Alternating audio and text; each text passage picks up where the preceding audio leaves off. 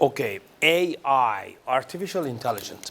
So this is about the past, present, and mostly about future. Okay?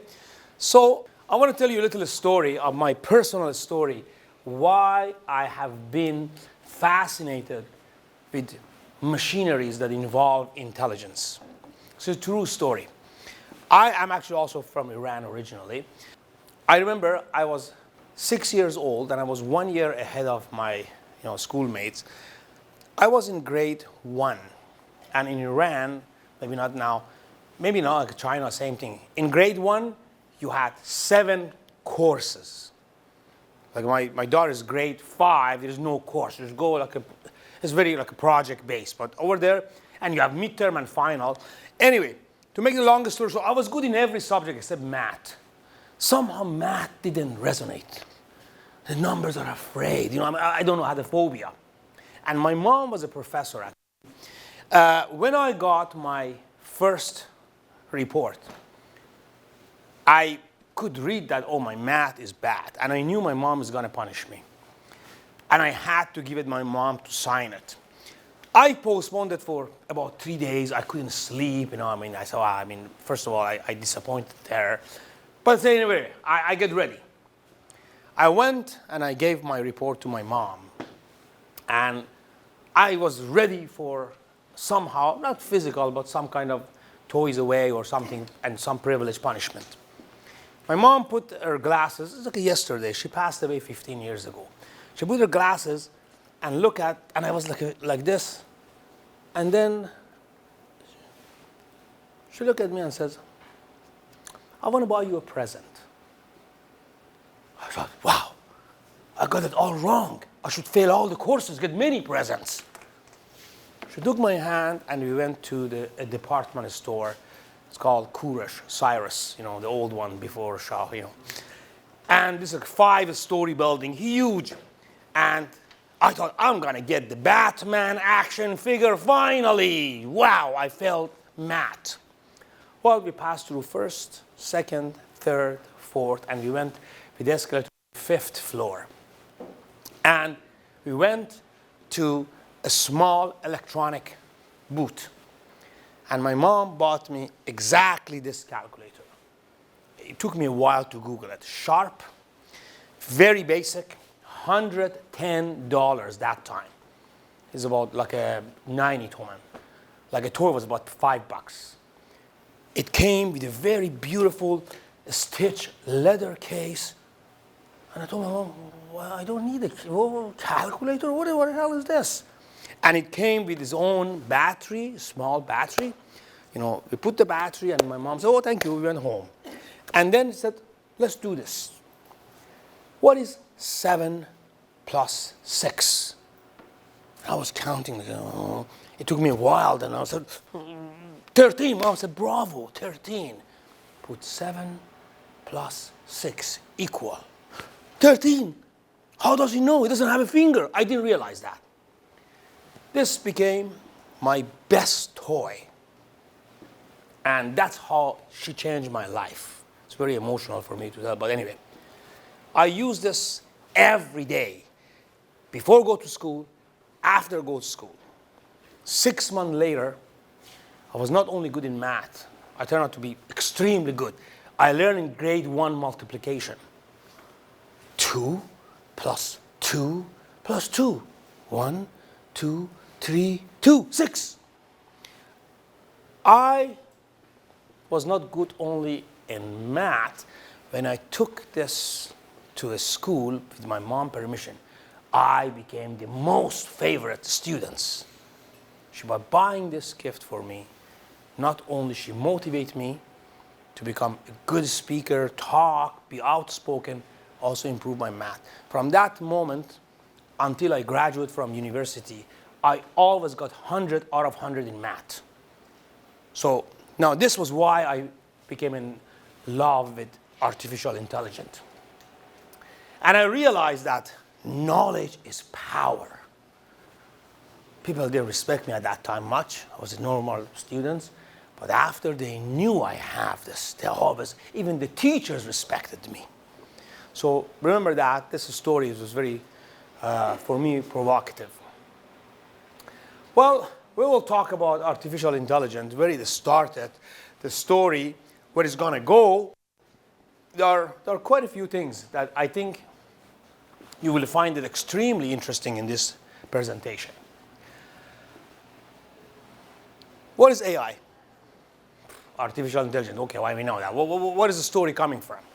It came from this man, Alan Turing. Have you heard about him? He was the one who built Enigma, right? You heard about Enigma, the machine? Yeah? The machine that they used to beat Germans, deciphering their codes. So he was, there's a movie made from his endeavor. So the science and engineering of making intelligent machine. That makes sense. This absolutely doesn't make sense. What is intelligence? Can someone tell me what is intelligence? Anyone? What is intelligence, the definition of intelligence? Very complicated. Tell me, Mohsen. What is intelligence? I can just give you a synonym for that, wisdom. No. Wisdom and intelligence is very different. Actually, Alan Turing defined something for intelligence. Yes, yeah. Well, not him, but later on. So it's almost like that. So building smart machines capable of performing tasks that typically require the human intelligence didn't help me at all. It was you wouldn't use the word intelligence again. Well, what is the actual definition of intelligence? This is very complicated. I'm telling you, I think it's easy. It's not. In fact, it's very complicated because we don't know the meaning of intelligence. In 1994, Linda and a group of top scientists, they came with 52 signatures of definition of an intelligent creature and what is intelligence attribute to. So 52, this becomes the holy grail of the definition of intelligence. This is one of the most famous papers published in this category. So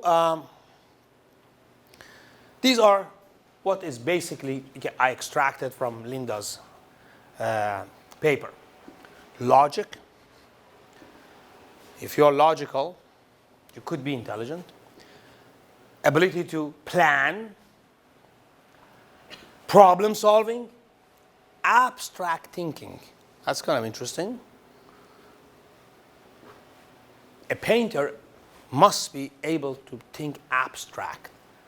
Otherwise, it cannot succeed.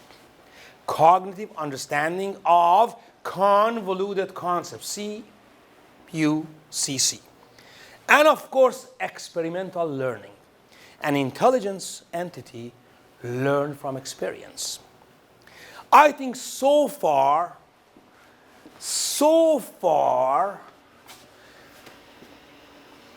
all of them are. This is a little iffy, but most of them are within the scope of a machine. But these three are a little different.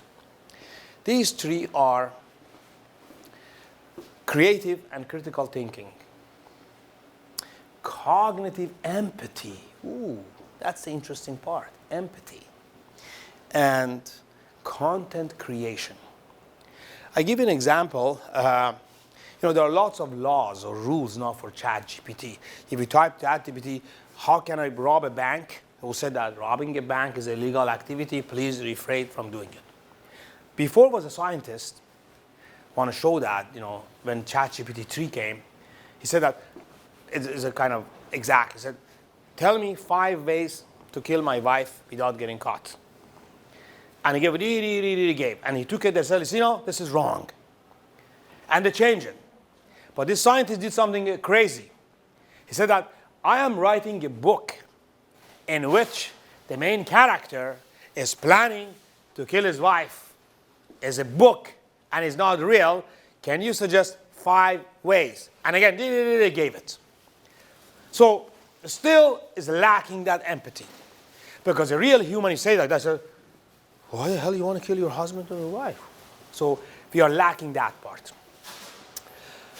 I am not a neuroscientist, but I know that in my body, every single organs, up to 93% been discovered.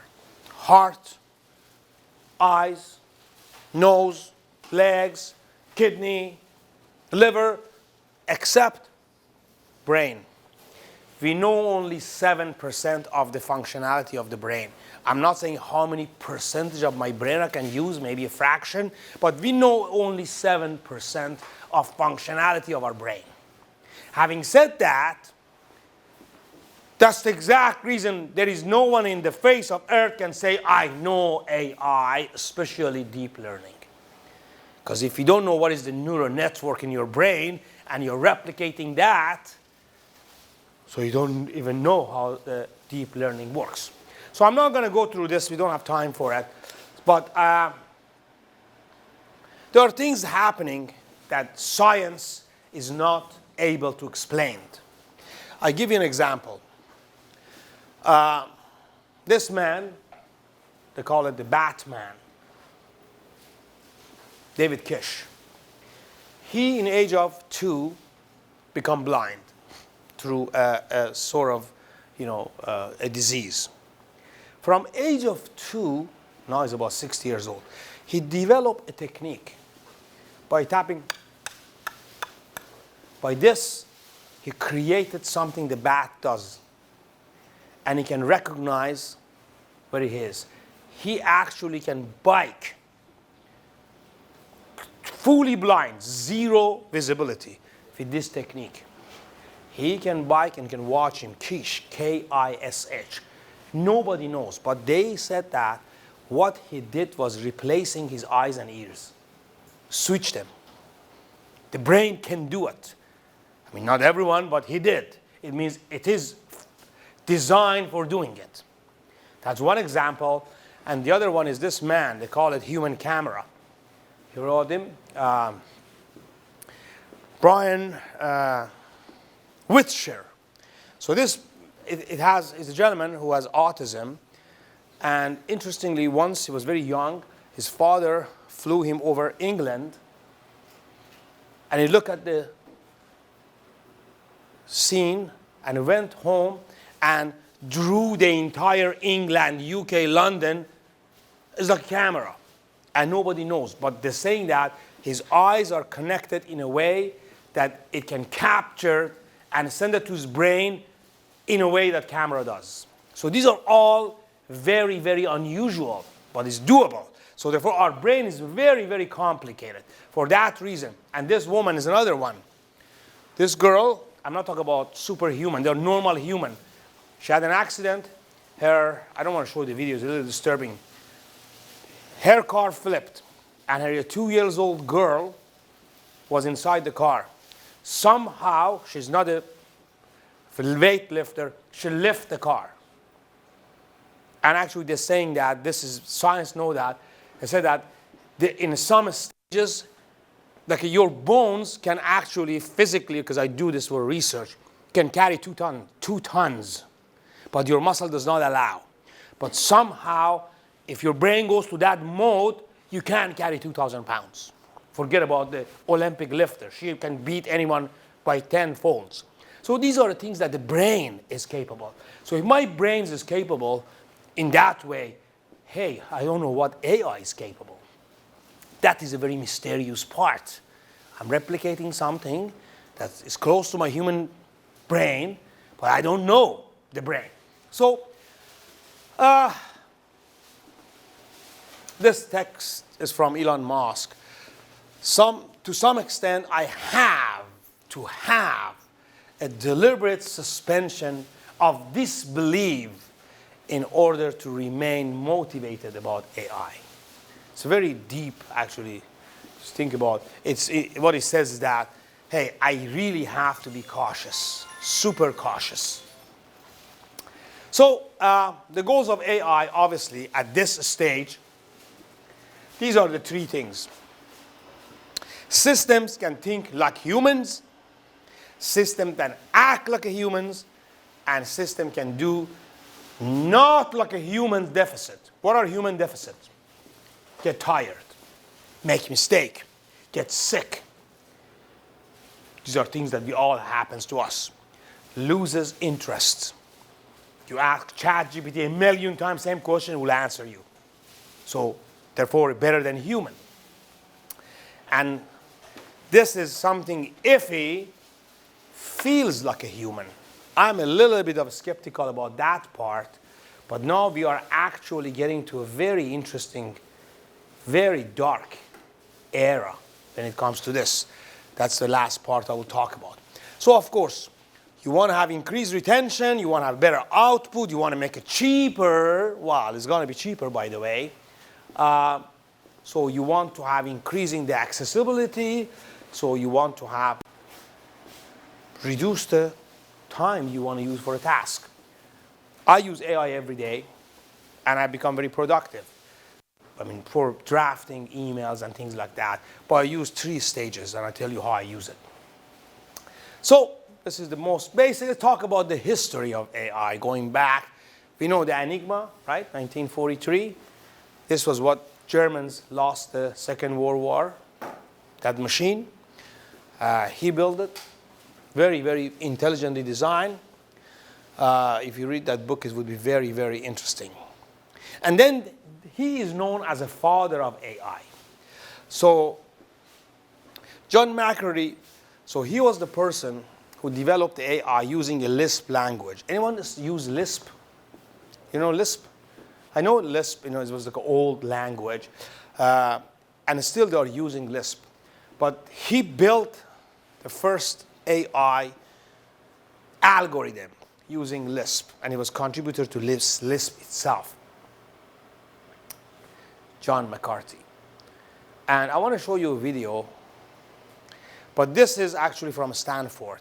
This was the very, very first intelligent machine, which actually is 50 times more stupid than a dog, but created by his lab. And you see how it does. It's very basic. He does a simple task, and you know how but it recognizes here. So his name was Shaky. His name was Shaky, and actually was able to move up and balance. So it was a revolutionary. And there were lots of people work, especially in Stanford University. And eventually, something came called Deep Blue. Have you heard about Deep Blue?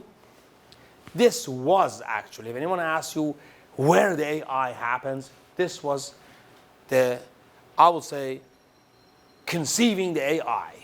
Deep Blue was a machine that used to play chess. And this man, obviously, Garry Kasparov, is the world, like he was undefeated for almost 20 years. And he was the scientist behind Deep Blue. Deep Blue played first time, and Kasparov defeated Deep Blue.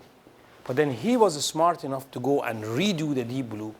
A year later came, and 5 times in a row defeated Kasparov. And Kasparov said that I can't beat this machine. So people say that, well, this was the first intelligent machine. But chess is simple. Because when I say simple, it means in every scene you have a limited number of the motion, maybe 20. You cannot move your horse from there to there. So it's limited. But in 2017, and how many of you guys play Go? You know Go? The Korean Go? Yeah, that's far more complicated. I don't play, but I study it. It's almost crazy. And this man is the Korean world champion. He played 5 times with, it's called AlphaGo. And AlphaGo defeated him 4 times. And from that moment, world realized, hey, there is something possible. If someone can defeat him in AlphaGo, if he got something. This was where the first time, after this, the ChatGPT OpenAI was created. So it's very interesting. This was a milestone. So again, I just want to go quickly. So we have this one here. McCarthy, Kasparov, and then AlphaGo. So it happens there. Well, how many types of AI do we have, by the way? Many times? Do you know how many? Does it go? How many? Anyone? Well, I mean, that's a little more advanced than that. Of course, you have weak and a strong. Well, it's more complex. So, I mean, these are the different types of AI we have. You know, you have machine learning, and then some of them related to language. Now, these days, 80% of the AIs use a language. And then I have many examples. Also, now they're getting to a point. Have you heard about the AI agent? This is the newest thing, maybe a month old. There are companies are working on, there are lots of AIs. I knew it's going to come. I swear to God, I knew. There is this AI comes and using other AI to doing something a secretary does for you. It's called AI agent. You have to pay. If you are sick, you send an email or communicate with this agent and ask the agent, call whomever needs to know I'm sick. And that it does it based on who. Is it your mother, your daughter is sick. It was your boss, with all apology like that. And they do task in a way that exactly someone does. And this become the future. So, but anyway, there are lots of different kinds. But I'm sure you have seen this. Artificial intelligence is a huge bubble. Machine learning, it's something that both Deep Blue and Go went. Deep Blue learned from Gary Kasparov. Knew it was designed only to beat him. And knew what are his mistakes. Train itself, practice with itself, and then come back and defeated Gary Kasparov. So as with the Korean Lee guy. The AlphaGo was designed to teach itself. And that's what happened. So when we go to the machine learning. And now what is the deep learning? Can anyone define deep learning? No? The deep learning is using machine learning to replicate human neural network. Our neural network is very complex. But without knowing it, we can replicate it. You don't need to know something. You know, I give you a circuit board, you replicate it. You don't even know what it's doing, right? And that's the dangerous part. So this is where actually is a subset of machine learning, but it's using the algorithm related to human neural network. And I will talk about this quite a bit. So now we talk about narrow. It's called NAI, and this is AI that designed for doing one thing: recognize cancer cells in human brains. You cannot ask that AI to write a poem for you. It's only designed for a very specific task, given specific data. So this is, doesn't have the understanding or consciousness of anything else. Only does one thing. And then this is what it has. You can see it's very limited application, single task. It's not really that advanced. So I'm just going to go quickly. And now you have a general. This is the next one. General is one level up. And we are in the verge of creating this. I mean, ChatGPT is getting to this. Because the older version was only for you to do some task of writing, correct my email. But now the new one, which I show you, is doing sound, video, and picture. So getting a little smarter. General AI is something like a human-like intelligence, except missing that empathy yet. But it's still for a specific task. You can't ask, AI to go and recognize the ChatGPT recognize cancer cell is not going to be accurate. And then and these are the ones that you have. So abstract thinking. See, we get most of what we needed, right?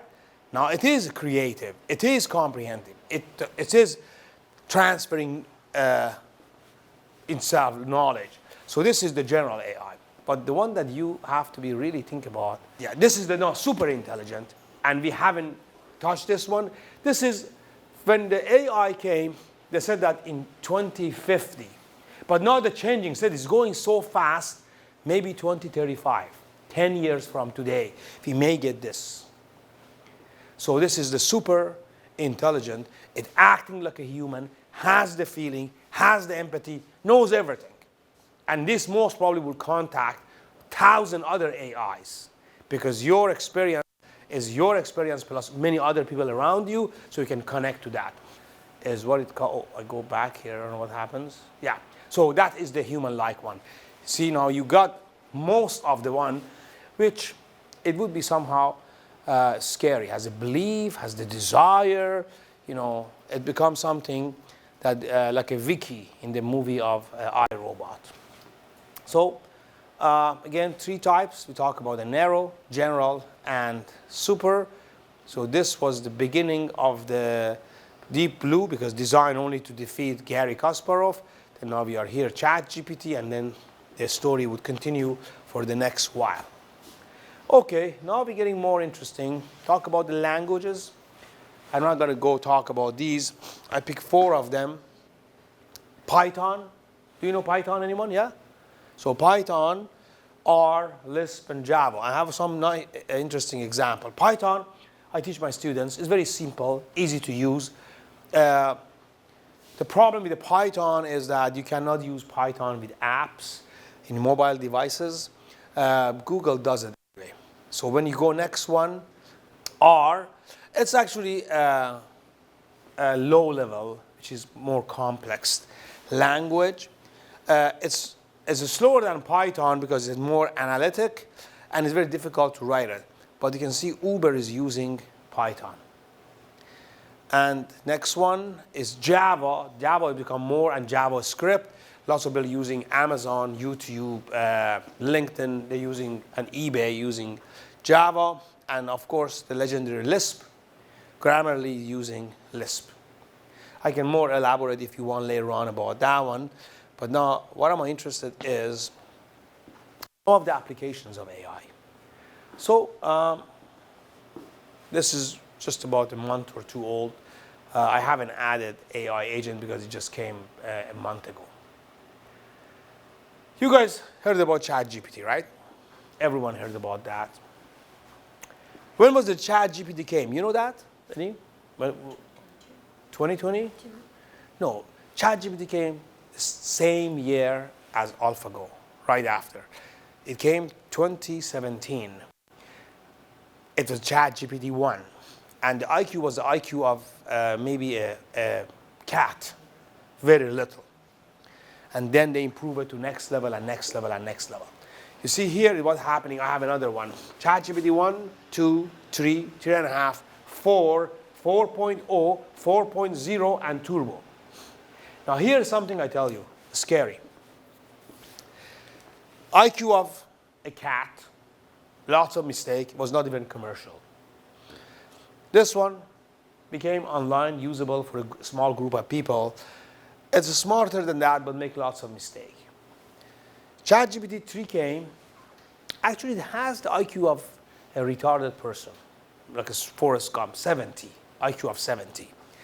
And in improve it step by step, ChatGPT 4.0/turbo has the IQ of 155, which is equal to Albert Einstein. But that's not the scary part. The scary part is ChatGPT 5 will come in 1 year. You know what they said about the IQ of that? 1600. 1600 is out of the scale of human. IQ maximum goes to 220. 1600 IQ compared with human is Albert Einstein compared with a 5-year-old kid. Imagine if Einstein is alive and explain the relativity theory to a 5-year-old kid. And the kid will say, what the hell you're talking? And that's the problem we may get into it. That whatever that does for us is not comprehensible. We get the message, but we can't analyze it. So this is as far as the IQ is concerned. This is the history. Actually, 2017 was the start of that, but this was the first version came. So you can see that we are right around the end. Now here is an interesting example. If I give you this, and I try it with my 10 years old girl, there are 5 objects here. And the question is how you pile them without a fall. How many cases we have here? You know, mathematically? Anyone in math? How many possible scenarios we have? Come on, 4, 5 factorial, 120. Right? 120 possible scenarios. But my daughter did it in 15 seconds. It's obvious. I mean, you're not going to put the laptop on nail. Obvious is, this is heavy, this is the bottom. You put the egg on here. You put the laptop on top. You put the bottle and upside down the nail. But for such a simple task, still, AI, you have to think. So you see, now this is the gap. Now we're going to get there. This is why I did this with ChatGPT. 2 versions. Older version and ChatGPT 4. And I asked them, write poem, 2 poems, and you try to describe prime numbers in a rhyme. This was the old one, not very good, and ChatGPT 4 is almost like a poet. I don't want you to read it, but it's so like there is no prime factors, oh wonder, but every member has a prime. It has rhyme. So it's much more complicated. This is the newest one. This will be very soon in the fridge. You take this picture of your fridge and it gives you the best recipe you can make food with these ingredients. That's smart. That's one level up. So ChatGPT 5, scary because it's so advanced that maybe evaluating us. We are not evaluating ChatGPT. So it's coming soon. I want you to watch this video. By the way, do you know Gemini? You heard about Gemini? Google brought Gemini, and this is actually new. And I want you to watch that. You will be surprised. Tell me what you see. I see you placing a piece of paper on the table. I see a squiggly line. What about now? The contour lines are smooth and flowing, with no sharp angles or jagged edges. It looks like a bird to me. What if I add this? The bird is swimming in the water. It has a long neck and beak. It is a duck. Yes. A duck is a type of waterfowl in the family Anatidae. Ducks are closely related to geese and swans. The duck appears to be blue. This is not a common color for ducks. However, there are some breeds of blue ducks. These are typically not as common as other duck breeds. It is more common for ducks to be brown, black, or white. Are you sure? What the quack? I was just talking about a blue duck, and now you're holding one. It looks like blue ducks are more common than I thought. Would this float? I'm not sure what material it's made of, but it looks like it might be rubber or plastic. What if I tell you it's making a squeaking sound? Oh, if it's squeaking, it's definitely going to float. Thanks. It is a rubber duck. It is made of a material that is less dense than water. Can you teach me how to say this in a different language? And give me a few options. Ooh, can you explain how to pronounce the Mandarin one? Is it Yatsu? Yatsu is pronounced with a first tone. In Mandarin, there are 4 tones, which are essential to distinguish the meaning of words. The first tone is a high, level tone. Oh, okay. The duck is in the middle of the ocean. There is no land nearby for the duck to rest or find food. It is unlikely to find ducks here naturally. Okay, based on what you see, come up with a game idea. Oh, and use emojis, please. How about this? We can play a game called Guess the Country. Sure, let's do it. Clue 1. This country is the home of the kangaroo, the koala, and the Great Barrier Reef. Oh, that's easy. Clue 2. This country loves football and has won the most men's World Cups in football history.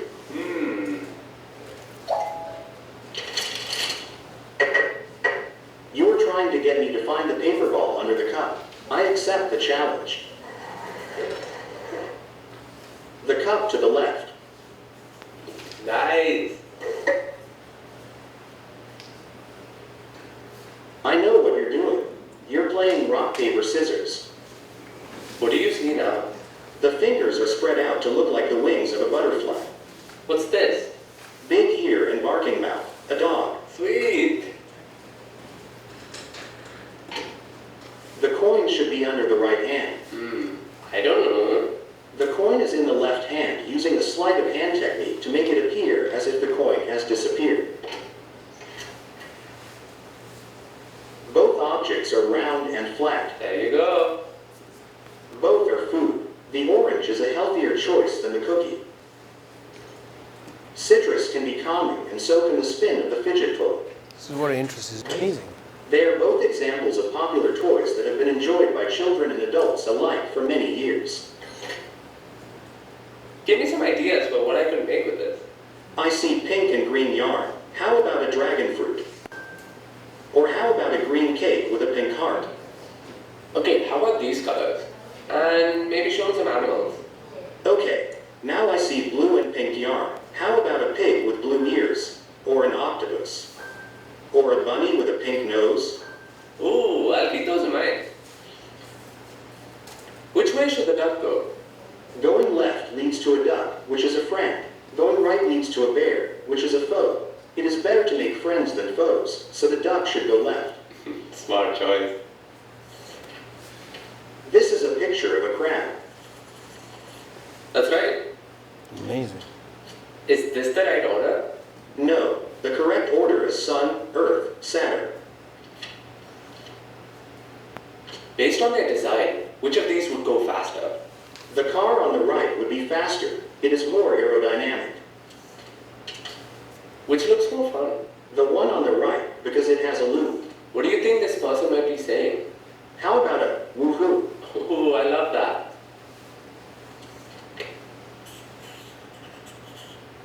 I see you're drawing a guitar. You've added an amp. Now it's an electric guitar. We can make some seriously loud music now. Given that you added drums, how about some 80s hair metal? Alright, I see you've added a palm tree to the drawing. Change it up with some beachy vibes. What movie are they acting out here? I think they are acting out the famous bullet time scene from The Matrix. Ooh, nice. What do you think might happen next?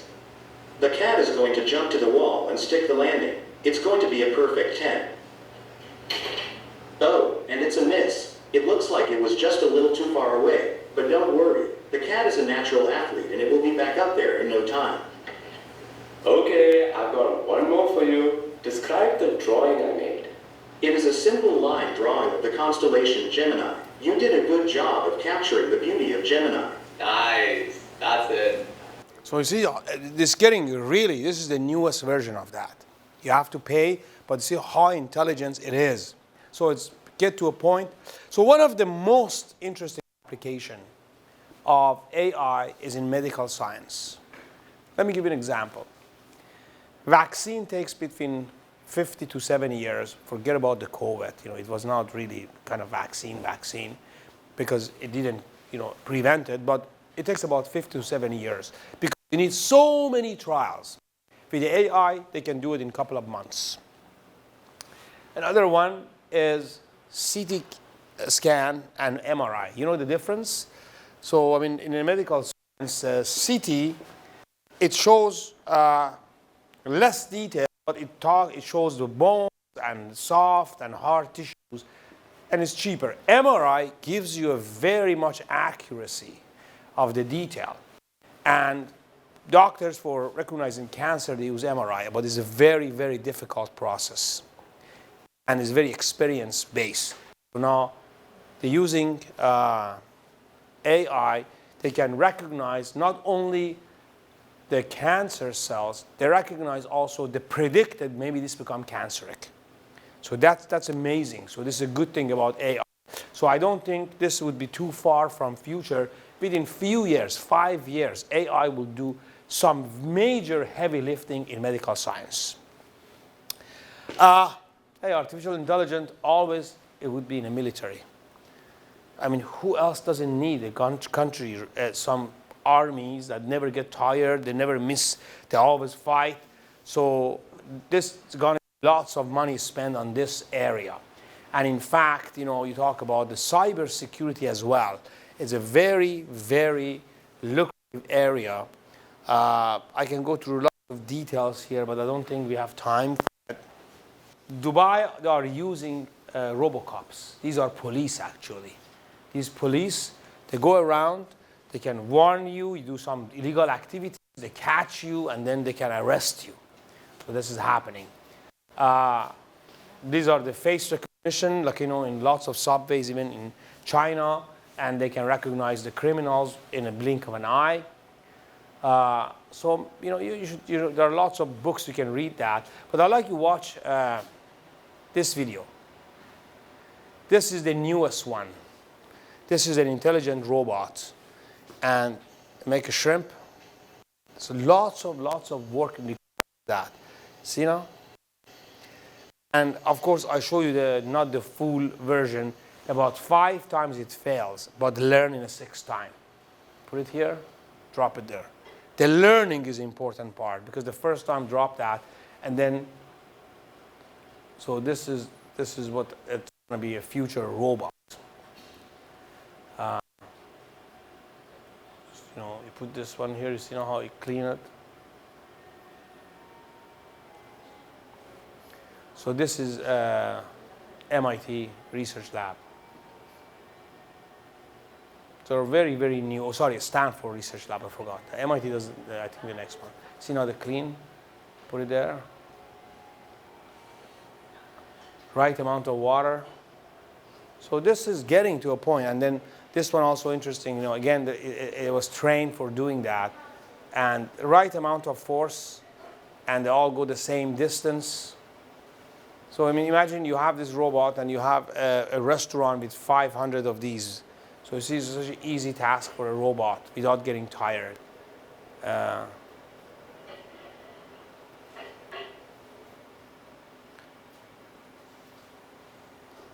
So let me go to the next one.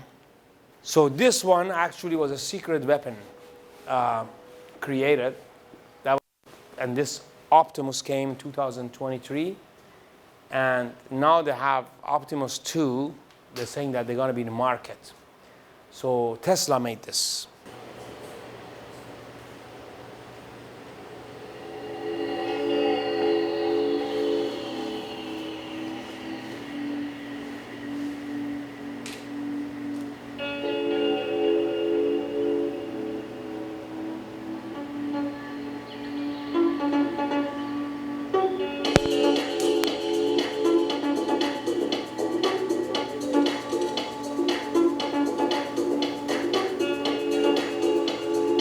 Was an old man, they improve it.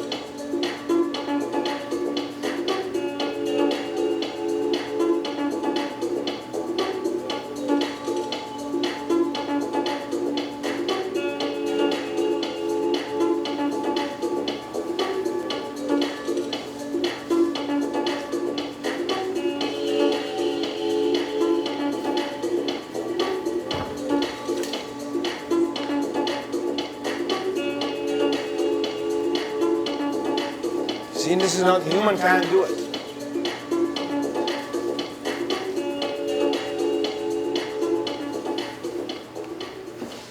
And then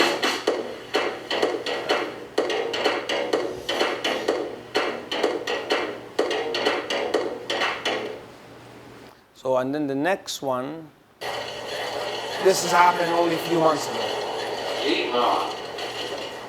This is, I think, the 3rd gen. Your weapon, sir. Thank you, Stuart. Fire in the hole. 0 recoil. Can you believe that? Look at this. I'm alive. Awesome. Way to go. So, I mean, if you have a soldier like that, it's unbelievable. So it's an area that, you know, we're getting there. So now let's talk a little bit about the future. So obviously health would be one, security, education, we talk about it extensively, banking, autonomous vehicles, manufacturing, entertainment, we talk about that a little bit, some scary part into that, and of course the workplace. Let's talk about the facts that some of us, we don't know about these facts. So in 2023, they came with this kind of prediction. It's about 2 years old, a year and a half old. They're saying that by 2035, 84% of AI used in education. I mean, for us as an educator or educatees, that's scary. I have an interesting news for you if you are in education at the very end. So talk about the food, constructions, retail, wholesales, health. So these are the areas, but education is on top of it. So education, AI, it is a very deep bulk of it. And now here is a prediction of the revenue. You can see that if you are in math, you can realize this is a parabolic. This is going to be parabolic. It's not linear. So in 2025, it goes to significant. This is like a 60,000 million. That's like $60 billion. And it's going to be soon going maybe to $1 trillion. And as another fact is about the use of in different, like a military is getting quite a bit, industry and the personal use by 2025. These are the facts that I want you to pay attention. And it comes from a top company that's doing research. Number one is, this is in 2022. So they did the research. 35% of the companies are using AI one way or the other. Now here, let me just go back. In my previous section, I mentioned you come to this university or UBC to get a job. If you want to get a job, by the time you graduate, this will go to maybe 55 or 60%. So I, as an educator, if I don't teach you how to use it in your area, I am doing a disservice to you as a trainer, as an educator. So this is important. This will get to, I said 60 billion parabolic. It become 1,590 billion. That's the parabolic. So 9 out of 10 they are using this in near future. 61% of the employees say that AI helps them to improve their ability. And I have some examples for you. 62% of consumers are willing to submit data to AI to have better experience. Hey, I don't care about anything. I just want to get a better experience. I'm willing to use AI. 15% of all customer service interaction globally were estimated by 2021, already passed that. 1 in 4 sales team currently using AI. And 54% of the organization have reported the cost saving of AI. So again, cost is more important than human. 8 billion by 2023, this is 146% growth. And last but not least, one more, 3 in 4 business said that it is important for them to be able to trust AI analysis, result, and recommendation. It's a little doubtful, you have to be naive to believe this, that we will talk about coexisting and co-reasoning with AI is very important. And these are the sources that I used. So now we're getting to more bulk of it. Now here is what I want you to pay attention extra. Education. Education is number one, 84%. How many of you, like maybe you, I guess you are the only instructor, do you use AI in your teaching? Yeah. How do you use it? Do you promote it, or do you mind the students using AI? Do you penalize them? No, you let them do it. How about you too, like you are graduate students? Do you use AI? Yeah. How extensive, in research or in just type of word processing? Sometimes asking questions. Questions, yeah. So AI, it is going to get very very soon to the top of the list. So these are the applications that I think I promote them if you want our education either way. So automate, like there are lots of students that have this software and they come to my class, the software get trained with my voice, and then the software can make lecture notes. And I love it because sometimes students, while they are writing lectures, they don't pay attention. They become just a copy machine. But these tools let them to pay attention and take notes. So automated note making, again, a real-time translation. This is going to be in the future. I think if you are in the business of translating, soon you look for another job. There is this machine came as a glasses. You wear it, and you can see that you can translate 30 languages from one to the other one. It's not like a Google Translate. It's a real time, and actually it works extremely, extremely good. It trained with your voice, and then recognize, even it trained your feeling. Because in some languages, like a Japanese, is very monotone. But if you're upset in English, it can translate it in an upsetting way. So that's one. Well, obviously using for audio-visual segmentations, that's one. Automated transcript of the students. So if students are presenting something, you can ask AI as someone who marks it, you get the automated students' presentation. Increase accessibility with the transcribed material. So obviously, it causes me that as students and as a professor, I have more access to the material. So I can go and get the AI to do all these dirty laundries. Sorry, this is repeated. Personalized learning. Learning is very personalized. It means you as a person, you learn differently. If I have some learning disability, the next one, I can use AI to go with my pace. So I don't want, my professor is too fast. I tell them, can you make sure that my lecture notes are a little bit slower paced? AI does it. Add more comment and make it more understanding for me. So intelligent tutoring system. So, and the last but not least is early actually detection. Oh no, sorry, this one, there's another one, yeah. So catching plagiarism.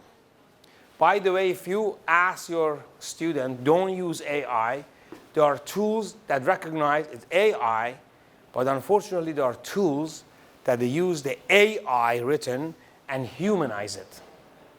So it's almost like a bad cop, thief, you know. So, but still you can use that. Like it used to be a website, you send the text and you can say how many percentage, but now that you cannot recognize with the AI. It becomes much more complex. And this one, it doesn't show, but it is early detection. If you have some disabilities, so you can recognize this child has this kind of disability, and then it can help to improve learning of that child. Interesting video, you will love this. How will generative artificial intelligence like ChatGPT change education and academic research? Teachers all over the world are talking about the challenges and possible benefits of using AI in their work. Some see the benefits of the technology's ability to process information and data, which can provide a basis for deeper critical analysis by humans. Others are concerned that students might rely on AI to produce work and effectively cheat. Do you think students should be allowed to use generative AI before a policy has been formulated? Well, I would say during At leading Swedish University Lund, teachers decide which students can use AI to help them with assignments. Rachel Forsyth is the project manager in the Strategic Development Office there.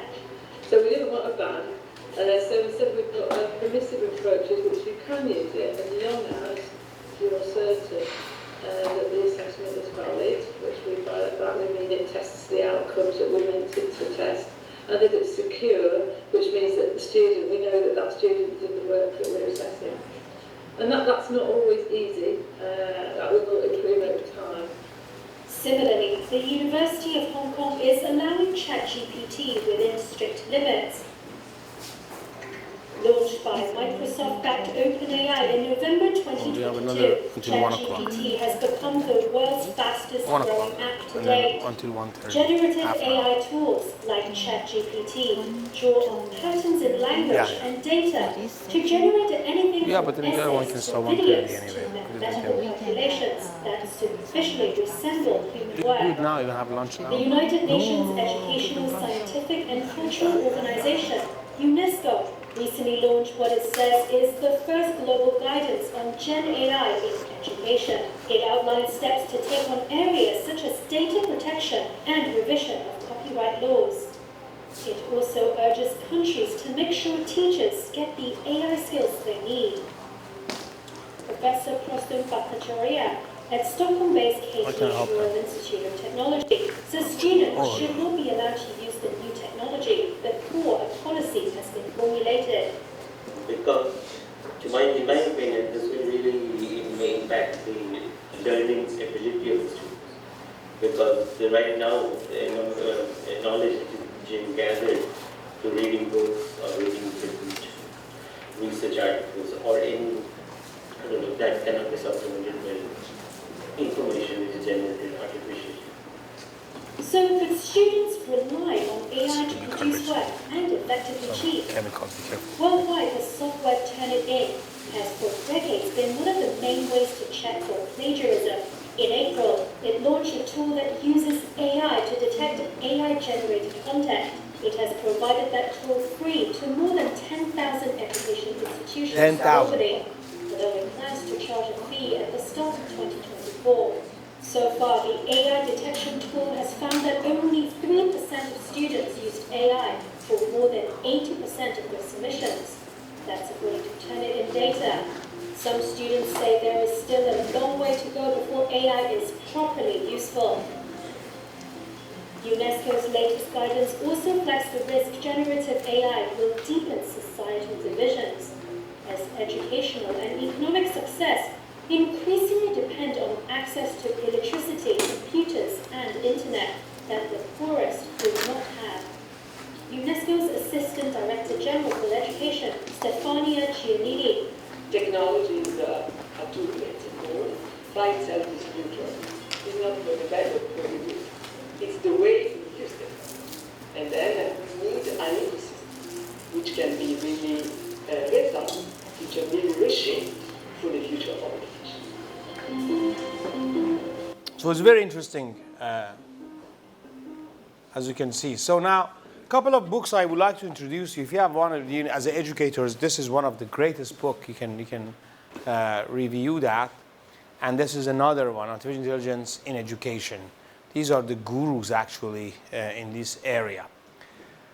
Some suggestion solution. So, for example, you can incorporate. If you don't want to use AI, that's your choice. But if you are an educator and you want to introduce AI, you can incorporate it into your class assignment. Tell them, use AI to solve some problems. You can bring part of the assignment into the classroom, ask them in a classroom, use AI to answer it. So I like this very much, and I'm going to talk about that extensively. Focus on the process over the products. In fact, most of the problem you are facing in education fundamentally is we work on the product. The product can be copied, replicated, could be wrong, but the process of getting this product is always correct. You learn through the process. So many professors that they fail using AI or they resent using AI, they focus on the problem and product. I suggest focus on people and process. That's a very important part. You can have multimodular assignments. One level as AI, use the AI to modify it and go the next level. So it's not going to be all one or in. Philippine classroom also could be a very good way to use AI. You can incorporate interviews, reflection, synthesis, and everything in learning using AI. And last but not least, hands-on creative work or task. So I will go a little more detail here. I give you an example of a simple thing that you can use. Imagine you are a worker. You work for a company or a professor, and you are sick. And you want to send an email to your boss that I'm sick. I did that in stages. And this could be an assignment. Stage 1, you write here, I hope this email finds you well. I am feeling unwell today and would like to request a day off to rest and recover. I just want to get a day off. So you see, very simple. I'm your boss. I'm sorry you are sick. But do I care that much? I care about the productivity. This does not resonate anything. I asked AI, be a little better. I give some keywords, and now it came with the next one. I hope this email finds you well. I'm feeling unwell today and would like to request a day off to rest to recover. That's good, 1 day. I will ensure to catch up on any missed work once I'm feeling better. Thank you for your understanding. Hey, this is a little bit more humanistic. It's politer. It tells that, hey, I know you are worried about the work I'm going to miss. I promise you I'm going to work on it. But it still is not very convincing as a boss. What if you don't get well? What if you're sick for 2 weeks? Next one, I'm feeling unwell today and believe it is best to take a day off, rest and recover fully. This will help me to return to work feeling better and ready to focus. I will assure you catch up on any pending task promptly. Thank you again for understanding. It's a little bit better, but it still is not a nail to the coffin. And this one, I don't think any boss will reject this. Read it correctly. So I'm feeling unwell today and believe taking a day to rest is the best way to ensure a quick recovery and avoid impacting my productivity. I have arranged for my urgent task to be handled and will catch up on everything once I feel better. I appreciate your understanding. So this is AI say that, listen, first of all, I'm sick. I don't want to come to work and make everyone else sick. I know that I'm going to get better if I get 1 day rest. Don't worry, I already called 3 other people. Do the tasks I have to do today, and I will come tomorrow or the day after tomorrow, and I do everything left.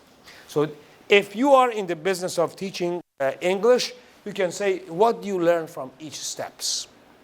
And then you can mark the best at the last. What if you are in the business of visual art?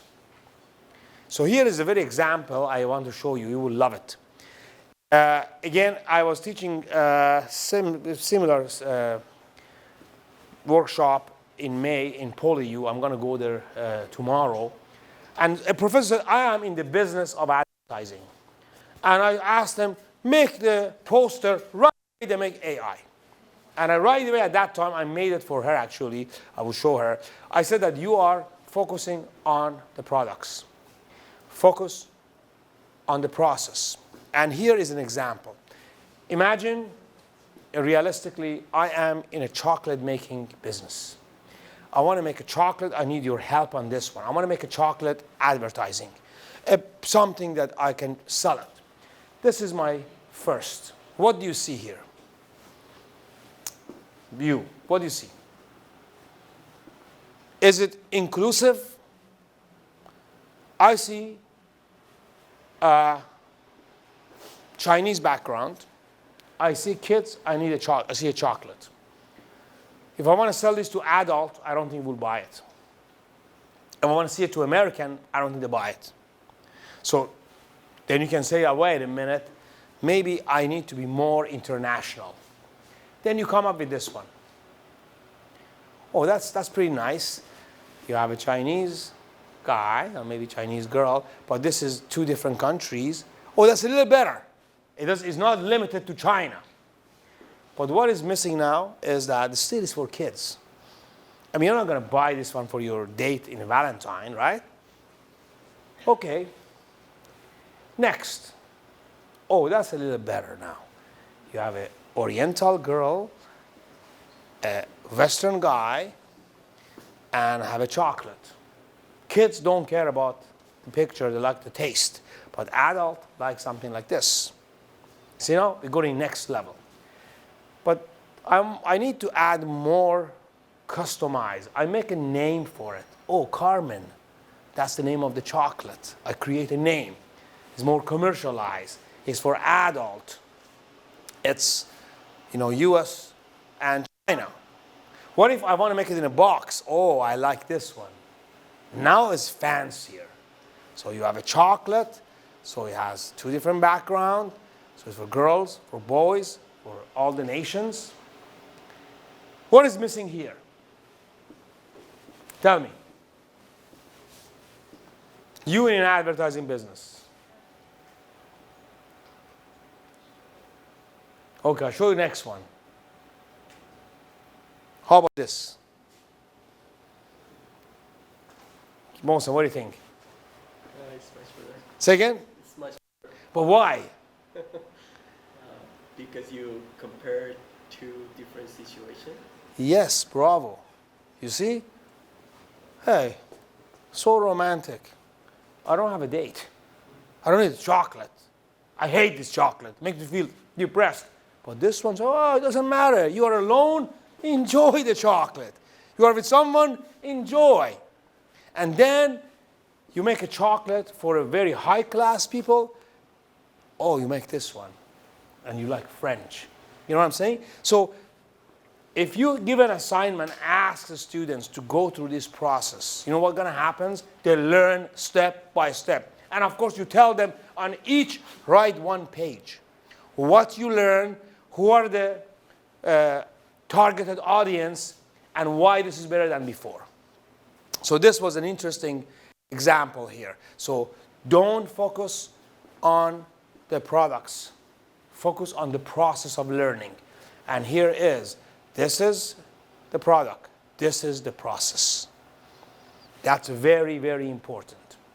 So this is a very interesting paper published by, there are gurus, this guy, these are MIT, and this is from Columbia University. And let me just, you have to read the paper. If you want, I can send it to you. This is the part I'd like you to read. So there are two types of using AI. One is, this is talk about the game and violence. They did the research that, people that, happens in a long time ago, two kids playing computer games, and this is killing each other's. And one of them lost the game, got pissed off, went to the father's cabinet, get the gun and kill the other one. Because he realized maybe it's a game. But this is saying that if one person played violence game and it could be aggressive, it is possible, you don't see that here now, and he actually does violence and kills someone. This is, AI is telling you, this is the fact, this is the fact.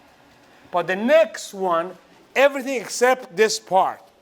So this part is a question. Does it follow that everyone who plays violent video game will be aggressive? And then you ask this question from AI. You challenge the AI. AI will reply to you. You will ask more questions. So this is called co-reasoning with AI.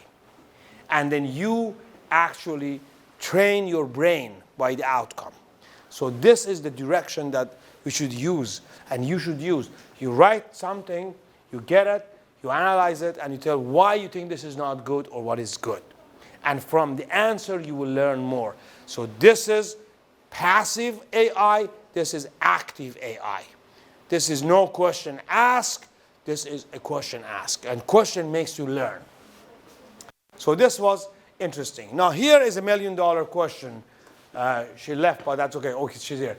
So do you think, honestly, AI would replace, if we said that AI will replace doctors, I guarantee will happen. If we said that AI will replace lots of telemarketers, AI will replace perhaps those robots in manufacturing. But do you think AI, you will be maybe future educators, do you think AI will replace teachers? Yes or no? What do you think? Yes, please. Pinky. I think no, because like teachers usually communicate with students by like some kind of verbal communication, eye contact. Even teachers can listen to students' story and help them, support them in any emotional issues that I think AI cannot replace. Bravo. Pinky is correct. Teaching is not only giving you a bunch of information. Teaching is more than that. You know what teaching needs? Empathy. That part of empathy yet not been replicated in robots. You're right. So, and also, not everyone learn exact the same way. Teachers has different ways to teach to different people in a different context. So this will happens only, now I have to correct you. I guarantee AI will replace teachers if teachers don't use AI. See what I'm saying? Let me repeat again. Maybe I have a job, I don't use AI, but my students will use AI to learn the same topic. In a sense, whether I have a job or not, I'm not doing the job. AI will replace teachers if the teachers do not implement AI for improving their efficiency. So you must use AI to improve your efficiency as a teacher or as a student. Here is a most interesting. Watch this. Apple recently released this commercial 2 months with ago. a room full of colorful, Have you seen that? vibrant, idiosyncratic objects that are crushed by a giant industrial machine. The iPad survives. It's so thin, so compressed, so sexy, so skinny. It's also breakable. Drop it down a set of stairs and you'll get a spiderweb screen, but let's not focus on that. The message is clear. Why bother with the clunky, the human, the tactile, the messy, the colorful, the vibrant? Just opt for an iPad. Why strum your fingers on an acoustic guitar when you can have GarageBand? Why spend hours playing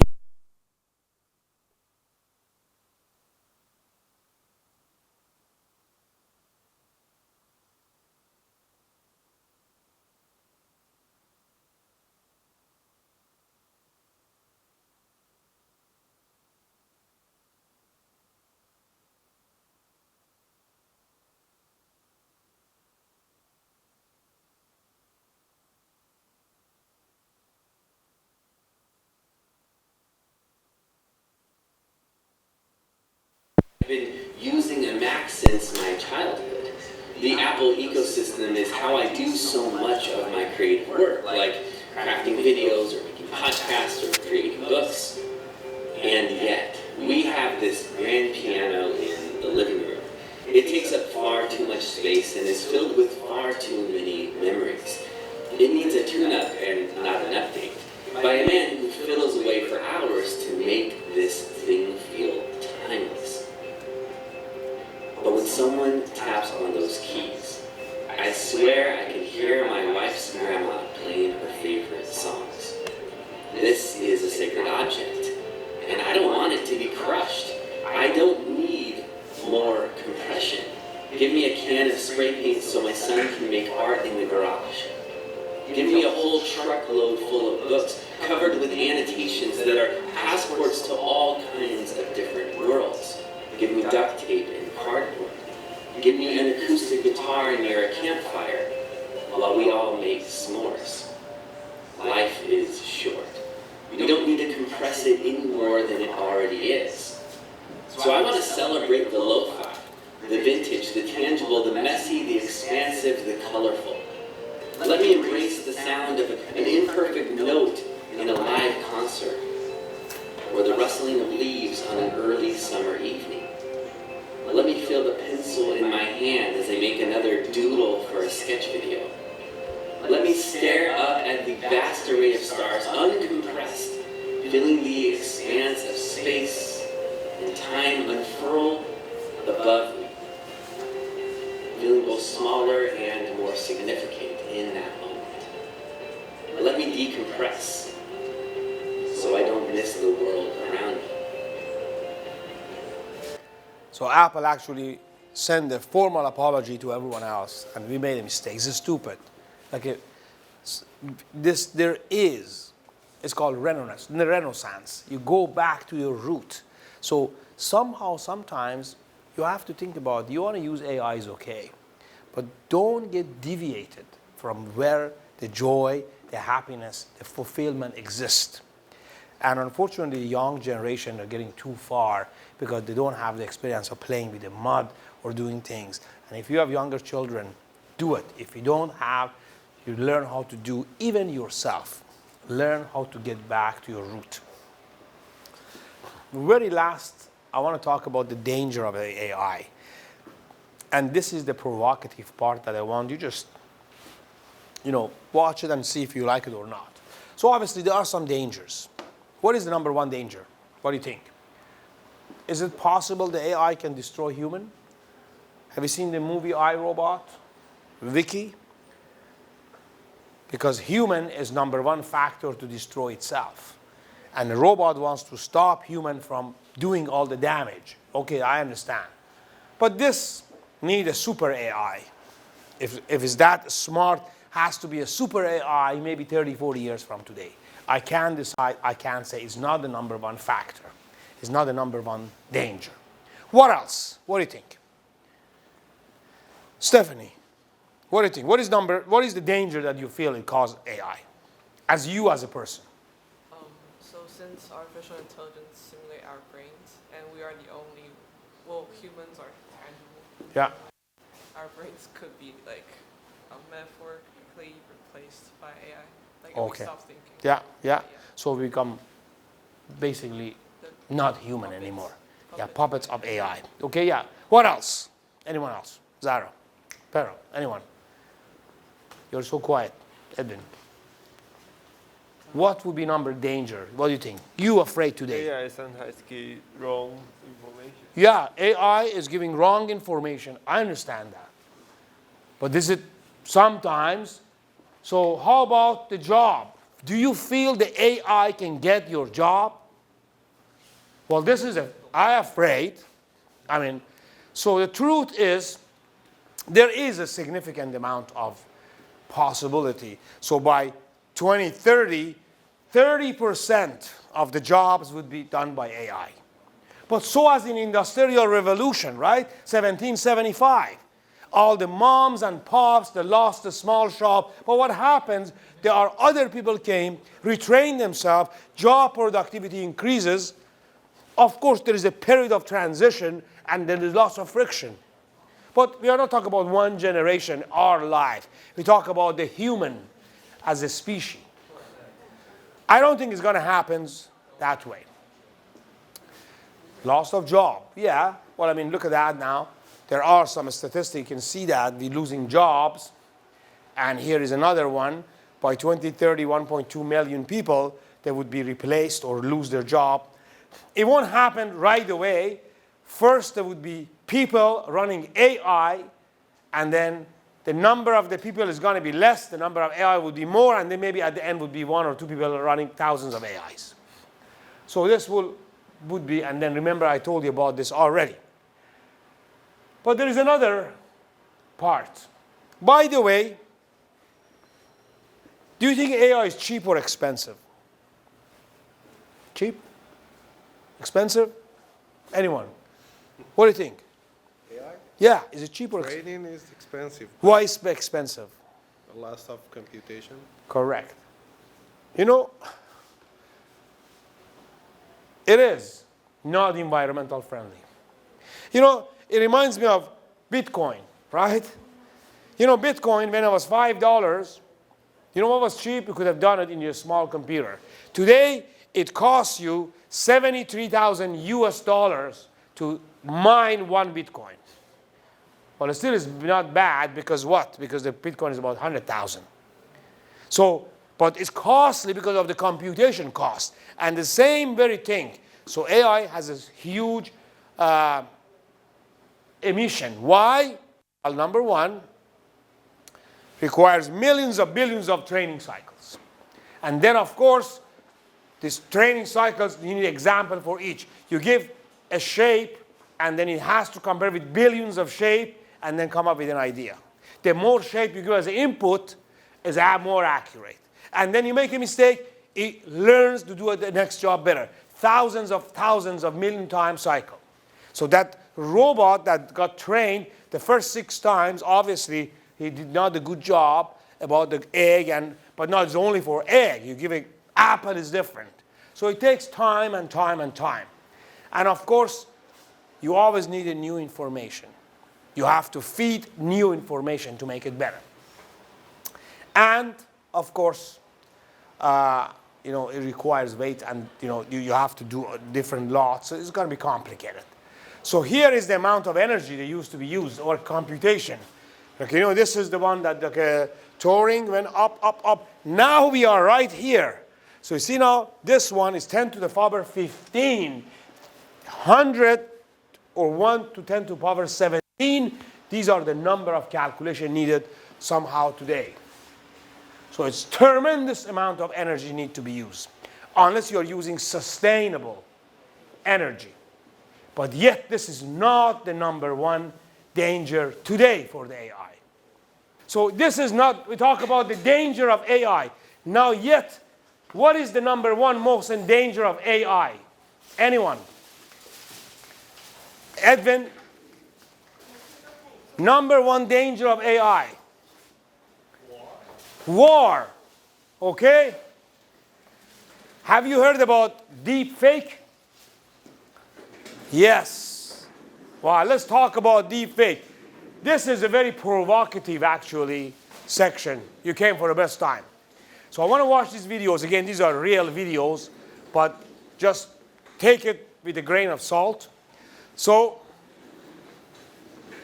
risk of cyber attack and cyber... I am not Morgan Freeman. What you see is not real. Well, at least in contemporary terms, it is not. What if I were to tell you that I am not even a human being? Would you believe me? What is your perception of reality? Is it the ability to capture, process, and make sense of the information our senses receive? If you can see, hear, taste, or smell something, does that make it real? Or is it simply the ability to feel? I would like to welcome you to the era of synthetic reality. Now, what do you see?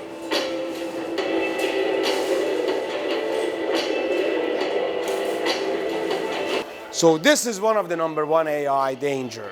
You hear something, you listen to something, you think is real, but it's not truly real. Because based on your reality, something fake could be as real as something real. So this is one. I want to show you something that's a little bit more disturbing, but watch it.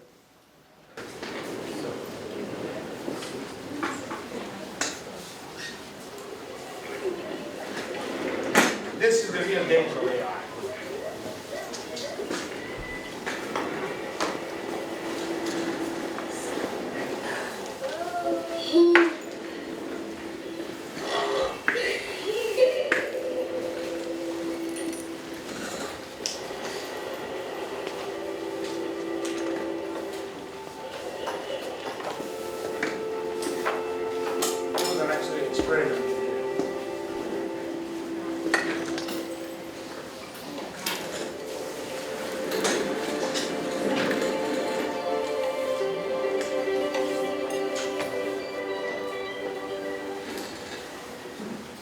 Hey Mom, hey Dad, it's me, Ella.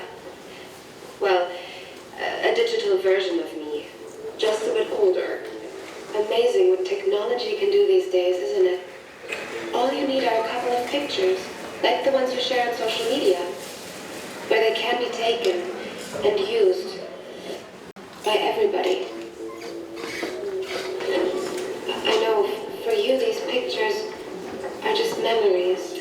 But for others, they are data. And for me, maybe the beginning of a horrible future. A future where my identity can be stolen just like that. Where I can go to prison for things that I would never do. Imagine my credit score and destroyed, Dad.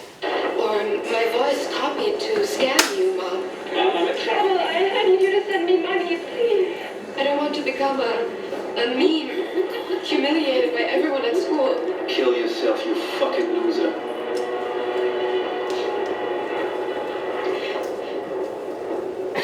And I certainly don't want this.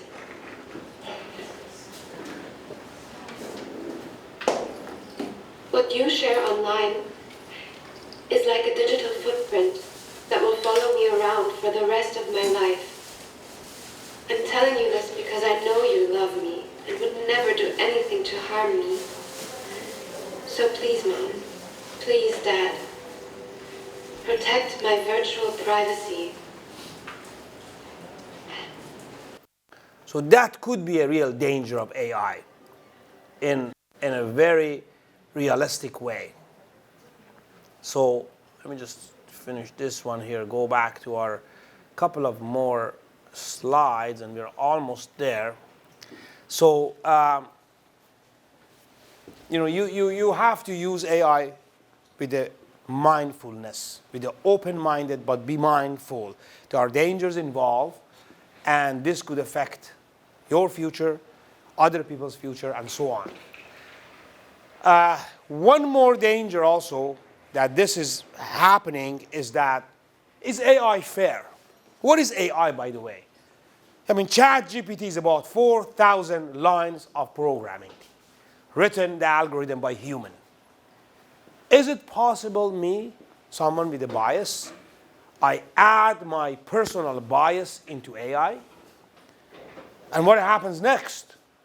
Well, next is that bias will be transferred to users.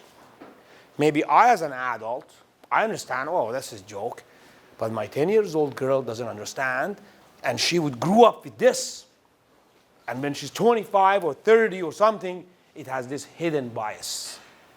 And this bias can be used in many ways. So fairness of AI is become an issue.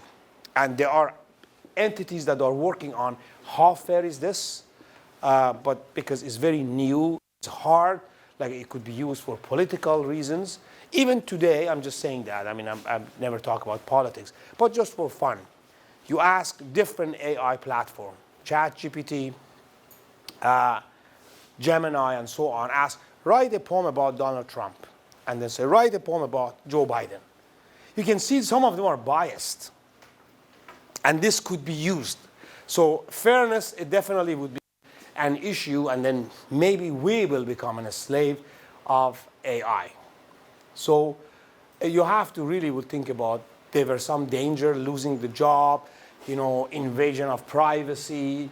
We talk about, the terrorism perhaps, the biases, autonomous weapons. We saw some videos.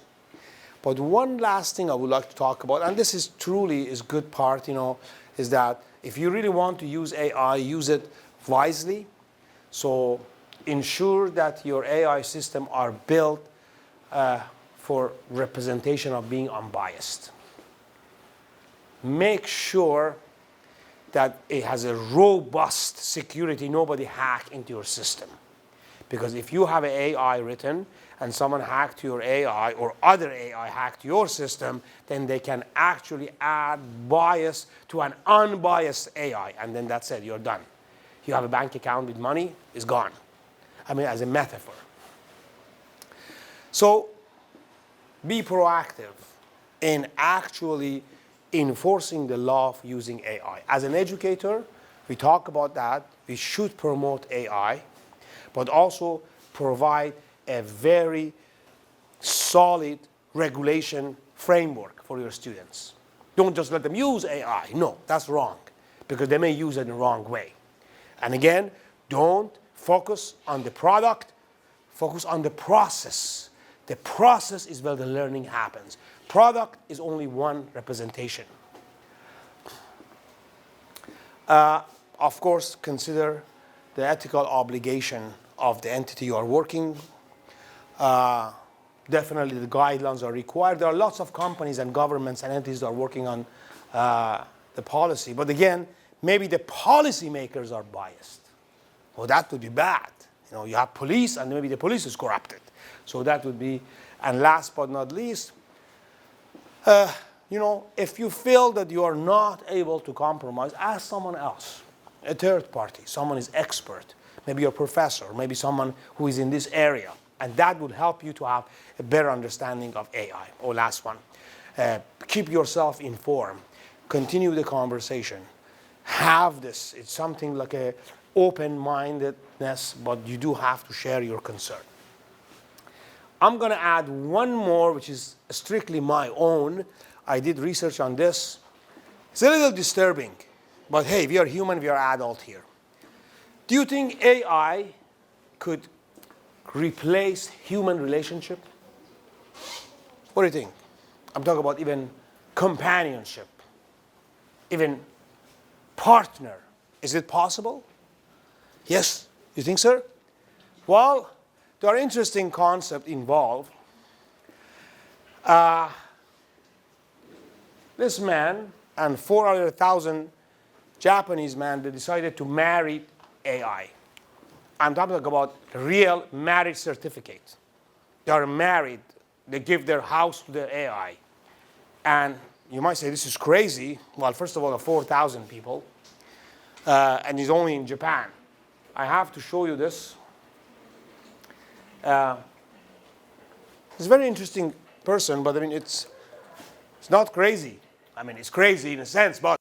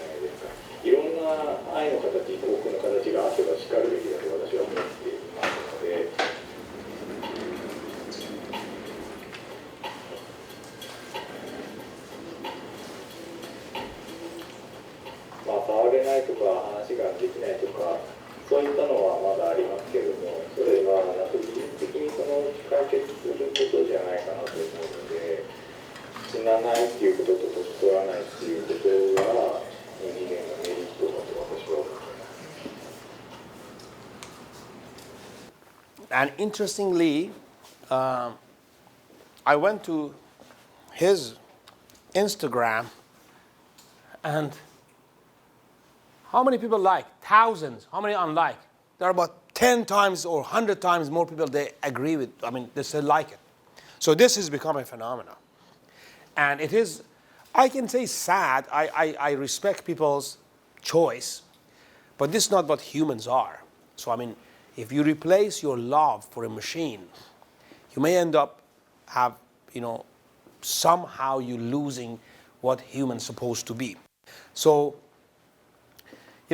again, I'm just telling, these are the companies are spending billions of dollars to create replica of girls or boys, and there are lots of women they interviewed that I'm not going to go into detail. They said that I like this man robot. Wash the dishes, respect me, never argue me, is very tender. It's better than my husband, for sure. So sadly enough, this is happening. And I will say that we are in the era of a very dark stage. So, I mean, even you think about, I'm saying that because, we do some research on it.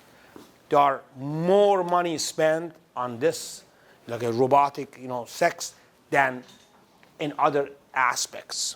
And now the science becomes so strong that it's possible. Look at the amount of, and the cost becomes so relatively cheap. There are some psychologists that fear that within 10 to 20 years, the relationship between human, man and women, could be very different. And this could actually be worse than what you think about. AI will come and annihilate or extinct human. We may extinct ourselves. In some countries, people would not like to have. But you can say this is adult. Well, they make their own decision. how about children? So now here is, I'm just going to go, and this is the agreement. This has been a research done with the group. You know, almost 50% say, hey, I don't know. If there's something that is as good as opposite sex, I maybe even prefer that. And again, they are getting much, much better with the science. But here is the very sad part. Now, there are kids, age of 5 to 10. They got to the AI, and they like it so much, they don't want to communicate with other kids. Why? Because other kids make fun of them.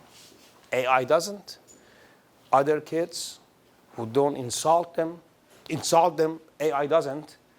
And even when it comes to playing games, because sometimes I say, oh, this guy cheat.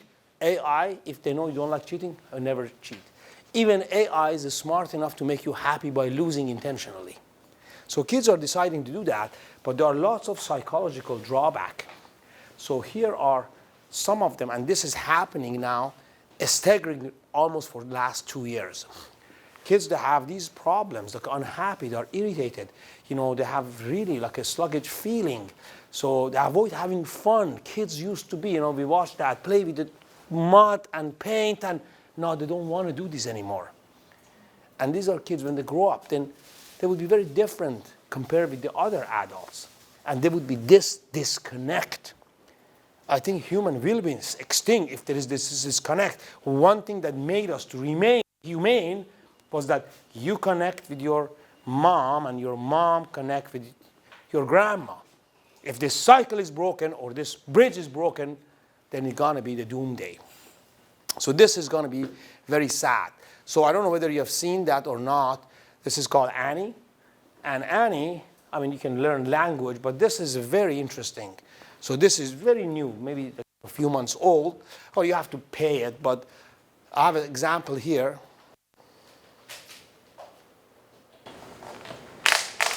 Hello. Hi, Eddie. What's the meaning of life? Hey there. That's a big question, isn't it? I believe that the meaning of life is different for everyone. For me, it's about finding joy in the little things, being kind to others, and making a positive impact in the world. What about you? What do you think the meaning of life is? So now it's kind of very interesting answer she gave. But she will be trained based on your character. And soon enough, she can predict your character. And soon enough, if you get to the super AI, she can manipulate you to change your character. And these are not too far from today. So these are the true danger of AI. So obviously, when you talk about the risk, there are some long, short, and medium, and we have to be really careful about all these. Again, I am a fan of using AI, but use it same as anything else. Like, you know, I mean, I believe in co-reasoning with AI or coexisting with AI rather than complete trust. So just to conclude what we talk, and for the benefit of time, so you really have to understand the trade-off, what you get and what you give. So for a child, if that AI bring him or her momentarily joy with the cost of stealing his or her childhood, that's a very, very risky and heavy trade-off. And of course, parents should be more cognizant. So I guess in conclusion, I don't talk about that because, you know, we don't have time. But sadly, or good, whatever, within the next 10 years, when the quantum computing comes to the picture, everything I said would be exacerbated by 100-folds. This is a game changer. So when you think about super AI, we talk about it's going to happen in 50, 30 years, may happen in 10 years. So we're almost done again. To conclude this session, you know, it was interesting, I think. So technology is good. Moving forward is good. Whether you want or not, this is going that direction.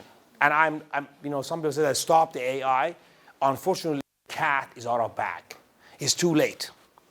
If you stop AI, the bad guy is going to use it anyway. Then you will be underdog. So you have to go as fast as you can. But have to do it through a very systematically regulated system. Okay?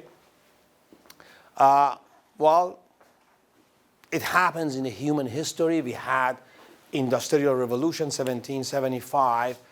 It will happen again, and I have to repeat, maybe our generation would be sacrificed. But hey, we talk about the human race. Hundreds of thousands of civilizations, maybe 1 or 2 generations means not much. As long as we build the foundation in a more systematic way, and we don't use our morale. That's the most important part. You have to be very cautious. Endorse it, but be cautious. Know the danger, especially when you deal with the younger generation. Be aware of the dark AI. We talk about that, deep fake, and things like that. It could happen. And of course, you have to build a system to fight against the dark web. I personally see that human will come clean. That everything like a gun is good and bad. Everything else. So a car could be good and bad. You can drink and drive and damage or hurt people, or you can drive it responsibly. Even drinking itself, So there are things that you have two sides, but you have to be careful to always stay on the right side. So you have to be on the right side of the history. Educators, obviously, they are the pioneer. 84%, we talk about the statistics, they will use it in 2030. And I repeat one more time for the colleagues that they just came. It was a question we had, and we watched the video. Do you think AI will replace teachers? Yes or no? And Pinky come up with a good answer. What do you think? Do you think AI will replace for those new people? And someone said that no. And I don't think it does. Because it's a different, our job, than a doctor. Doctor, you sit down, you check your blood, pulse here, there. A real doctor. The doctor goes to that room, is looking, Googling what's happening, And then he come back with this prescription. This is very much can be done automated. But teaching is very different because you deal with every single student has a different way of learning. Teaching, you need to create that empathy. Teaching, you have to share your personal experience. Hey, that's right, you're who you are. Everyone can Google the second law of Newton, but you can say, oh, I play ski and I broke. You add experience, add more personal touch. My statement is this. Teacher will definitely be replaced by AI unless they use AI to improve their efficiency. Let me repeat again. We will be replaced by AI unless we use the AI to improve our efficiency. Maybe I'm going to have my job until retired. But what's the point? My students say that I don't care about what he says. I can use the Google or AI better than him. They don't might come to my class. Unless I use AI, because it's technology, and I know they're going to use AI when they get a job, and then they come to my class and learn from me. So I endorse the use of AI significantly, but you need to provide a very, very clear outline how to use it. And again, for those who weren't here, focus on not the problem or product, focus on the process and people. Learning happens through the process. Even the product is bad, no problem. They can make a better product. Focus on people and the process. And of course, we need that in a global level. Anyway, thank you very much. I'm sorry we are 20 minutes late, but hey, you got double dip. Any question, any comment, any suggestion? What do you think? Moza, what do you think? Good? Zara? Stephanie? Are you going to use AI? How far you use it, Stephanie? How much you use it? In your research use it or use it personally? Just for courses. Courses, yeah. Definitely make sure, don't trust AI 100%. That's the key. Co-reason with AI. AI something you ask why you think is this. Dissect every part. And then that's how you learn from AI.